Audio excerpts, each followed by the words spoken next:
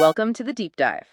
Today we're jumping into a really fascinating set of sources, ancient spiritual texts, mainly the Zohar and the prophecy of Isaiah. That's right. And our mission really is to pull out what these texts say about peace, about transformation, especially from this, celestial angle they offer for, interestingly, the 2020s. Yeah, it's quite specific. So let's try and unpack that vision. What does it actually mean for, a transformed world and maybe our own well-being? Well, what's striking right away in texts like the Zohar and also the Midrash Rabbah, these are core mystical texts, Oh, is how they talk about divine guidance. It's not abstract. okay. It's personified.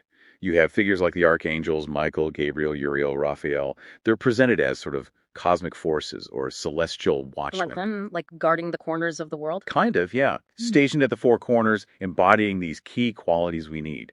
Michael for strength, Gabriel for transformation, and, importantly, peace. Uriel brings wisdom, Raphael, healing. So they're collective guides for humanity's path. So active guides influencing things. That's the idea. Yeah. And linked right to this is a very strong message in these sources, a decree, really. Okay. It says, flat out, that violence, bloodshed, it's dishonorable. They call it primitive. Primitive. Wow. Yeah. And the command is just blunt. Stop the war forever. That's incredibly direct for ancient texts. What about when these sources show images of soldiers or conflict? How does that fit? It seems they're shown as the current state, the thing that needs to change, not an endorsement. And you sometimes see this instruction alongside it, like, check facts, SEPA. Right, I've seen that reference. What does that mean here? Checking the news. Not really external facts, no. It's interpreted more as an internal command. Discern the cosmic truth. Basically, recognize that no matter the justification, violence is, from this higher view, a deviation. It lacks real honor. That's a core takeaway. Okay, that makes sense. And this perspective, it seems to flow right into prophecy, like Isaiah. Absolutely. Isaiah 2.4. The famous swords into plowshares, spears into pruning hooks. It's presented as more than just disarmament. It's a blueprint. A blueprint for reorienting everything. Exactly. Reorienting human energy, human resources, away from destruction, towards creation, towards life, sustenance, abundance. It's about shifting from a mindset of conflict and scarcity to one of peace. And this isn't just some far-off future event. The sources suggest it's a process, something unfolding, tied to what they call messianic consciousness. Right. And that term, it doesn't just mean one individual leader does it in this context. Correct. In this Kabbalistic view, it's more like a universal expansion of awareness, a collective awakening within humanity. It's described as opening a wellspring of everlasting life.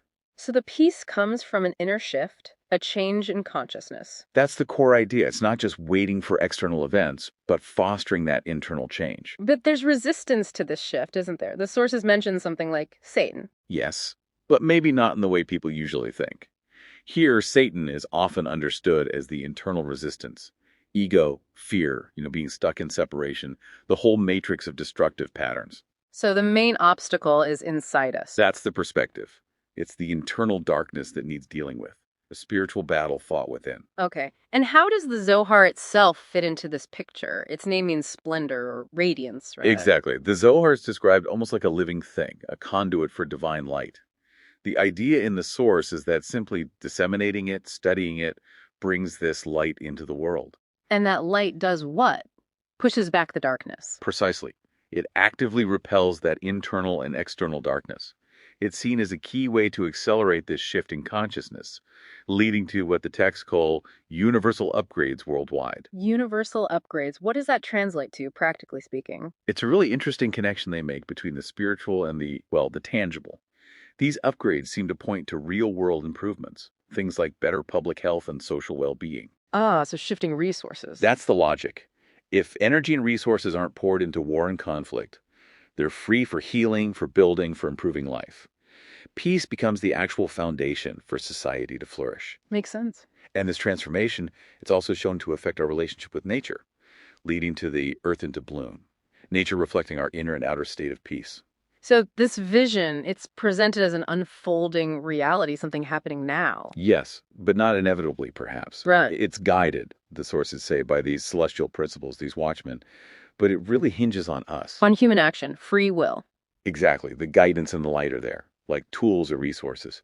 But actually building that peaceful world, that unity, that depends on our choices, on actively living as peacemakers, inside and out. It really leaves you thinking, doesn't it? How does your own individual path, your own transformation and choices towards peace, how does that ripple out? How does it contribute to this huge collective shift the sources talk about, moving us all from conflict towards, well, unity, abundance, and that blooming earth?